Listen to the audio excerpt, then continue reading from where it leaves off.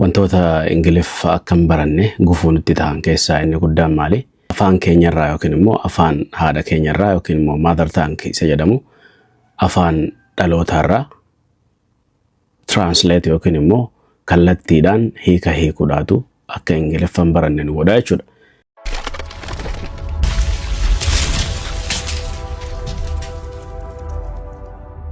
Open the TV jedha. Open the TV. TV open jechi jettu baniidha dhugaadha. TV bani afaan Oromootiin akkana jenna yookiin immoo afaan birarraa illee okay. Afaan Arabaatiin ta'u so afaan biraati jira akkuma afaan keenya jecha open jettutti kallattiidhaan kan hiiku jechuudha. So TV bani jenna jechuudha afaan Oromootiin. Akkuma hulaa bani jenna amma kun openiin tun kan daleedu wantoota adda banamu wartee kan akka hulaa fooddaa wantoota addaan banamtu saniif fayyadamna malee wantoota akka elektirooniksii kan banamuuf maal jechuu qabna akkana jechuu qabna turn on turn off waan jedhu fayyadamuu qabna jechuudha. Saniifuu open the TV jechuudha maal jechuu qabna sirrii miti kun maal jechuu qabna turn on the TV. Saniif TV banii jechuun namni tokko Ingiliffa yeroo dura baratu open ka jedhu banutti beeka. TV'n TV dhoote open the TV siin jedha jechuudha. Aadaa afaan sanii akkaataa afaan sunitti jedhamu waan hin beekneef akkana jedhee jechuudha. Saniifuu turn on the TV dafnee jechuudhaaf turn on the TV. TV maal godhi? TV banii. Isuma faallaa kanaa jechuudha. TV cufii jechuu barbaade. Namni afaan san akkaataa itti jedhamu beene kallattiidhaan yeroo hiiku close the TV siin jedha jechuudha. Close the TV. Wrong jechuudha kun hin jedhamu akkas. Close jechuudha akkuma reefu turn jette off ka jettu itti fiduu qabda jechuudha. Turn off the TV. Maal jenne? Turn off the TV. Okay, elektirika ta'us yookiin ifaa ibsi jechuu barbaadde ifaa baniin jettu ifaa maal godhi? Ifaa ibsi jechuu barbaadde fakkeenyaaf turn on the light. Turn off the light akkasitti deemna jechuudha. So turn off the TV jenna malee close the TV hin jennu jechuudha. Close'inis maaliif fayyadama? Close ka jettu cufii jechuu dhugaadha. Wantoota akka hulaa, wantoota fooddaa, wantuma addaan banamu hulaa ka qabu waan akkasiitiif maal jenna? Openii fi close'ii fayyadamna jechuudha. Wantoota akka bannee cufnu kan akka mobaayilaa, TV, kompiitara kanneen hundaa'u maal godhuu qabna? Turn off fi turn on fayyadamna jechuudha. So turn off the TV yeroo jettu TV maal godhi? Cufii jechuu jirta jechuudha. Akkuma reefu isiniin jedhe namni kun kallattiidhaan afaan isarraa hiike jechuudha.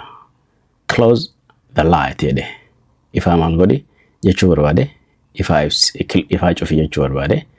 So akkas jechuudha you should say turn off the light. Turn off the light. Okay, ifaa maal godhi dhaamsi. Faalluma kana ifaa ibsi jechuu barbaade yookiin ifaa banii jechuudhaaf namni tokko open the light. Open the light ni jedha hin jedhu jechuudha. Saniifuu maal ta'uu qaba? Turn on the light. Turn on the light. Ifaa maal godhi? Ifaa ibsiidha jechuudha.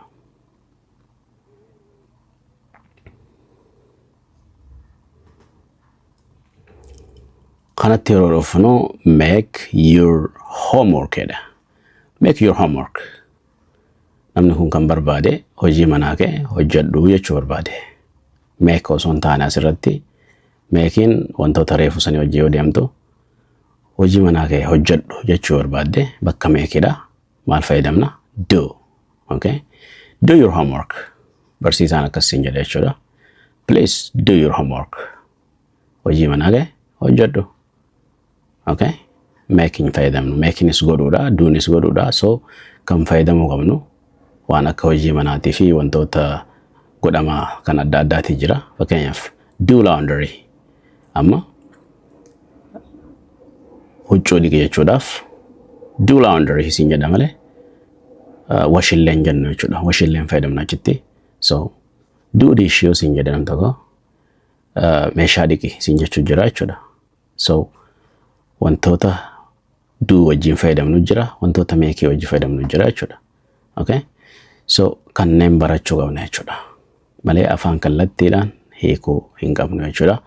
Barumsi keenya kan irraa afaan kallattiidhaan hiikuun akka afaan hin barre wanta nu godhu keessaa tokko kan jedhu ilaalle. So kutaan irraa asirratti xumurama. Kutaa itti aanuun wantootuma wal fakkaatu dogoggora adda addaa kan namoonni afaan kallattiidhaan hiikan koomanii ka ta'e yookiin immoo yeroo baay'ee dogoggora raawwatan walitti qabnee isiniif finna. Isin immoo gaheen teessan wantoota amma asirra isinii kaa'e kana hundaayyuu daftara keessan irratti barreeffachuudhaan deddeebistanii qo'achuu qabdu, shaakaluu qabdu, akkaataa itti jedhamuu fi akkaataa itti barraa'us achumaan baruu qabdu. So kutaa itti aanuun hamma walitti deebinutti wanti isin irraa eegamu maali? Chaanaala kana guddisuudha. Guddifachuu qabdu. Okay? Haarawaa yoo taatan subscribe godhaadha yookiin immoo warreen duraan nu hordofaa jirtan yoo ta'e immoo namoota biraatiif share godhaadha. Yoo xiqqaate nama 5 share godhaadha. Akka chaanaala kanatti dabalamanii isin wajjin hordofan afeeraadha.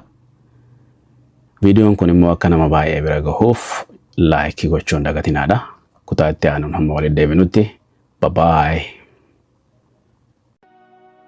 Journey, imala. Knowledge, beekumsa. And neglect, dagachuu. Jechoota kanneen waliin haalaallu. Independent, of danda'a. Influence, dhiibbaa.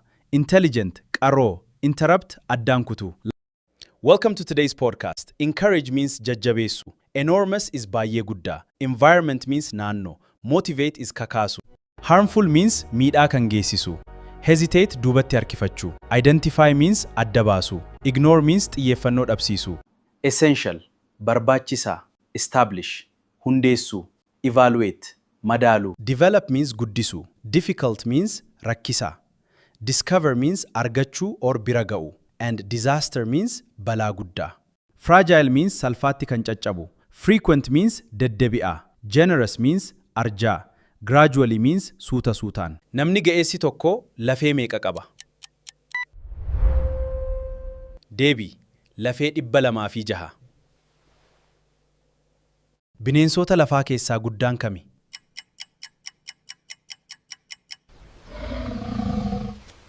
Deebiin, arba Afrikaati. Fragile means salphaatti kan caccabu. Frequent means deddeebi'aa. Generous means arjaa. Gradually means suuta suutaan. Creative, qalaqa. Curious, beekuuf hawwu. Declare, labsuu. Harmful means miidhaa kan geessisu. Hesitate duubatti harkifachuu. Identify means adda baasu. Ignore means xiyyeeffannoo dhabsiisu. Like, follow, share gochuun dagatinaa. Welcome to today's lesson. Evidence, expand, babal'isu. Extraordinary, kan adda ta'e. Like, follow, share gochuun dagatinaa nagayannaa jiraadha. Essential, barbaachisaa. Establish, hundeessuu. Evaluate, madaaluu. Welcome to today's podcast. Encourage means jajjabeessu. Enormous is baay'ee guddaa. Environment means naannoo. Motivate is kakaasu. Discipline is na'amusa. Doubt means shakkii. Effective, bu'a qabeessa. Efficient, ga'umsa qabu. Depend means irkachuu. Describe means ibsa kennu. Determine means murteessu. And develop means guddisu. Keep practicing these words. Let's learn some words. Develop means guddisu. Difficult means rakkisa. Discover means argachuu or bira ga'u. And disaster means balaa guddaa. Creative, qalaqa. Curious, beekuuf hawwu. Declare, labsuu. Good, gaarii. Bad, gadhee. Big, guddaa. Small, xinnaa yookiin xiqqaa. Hot, ho'aa yookiin ho'aa. Cold, qabbana yookiin qorra jechuu dandeessanii. Fast, saffisa. Slow, suuta. Happy, gammadaa yookiin gammachuus jechuu dandeessanii.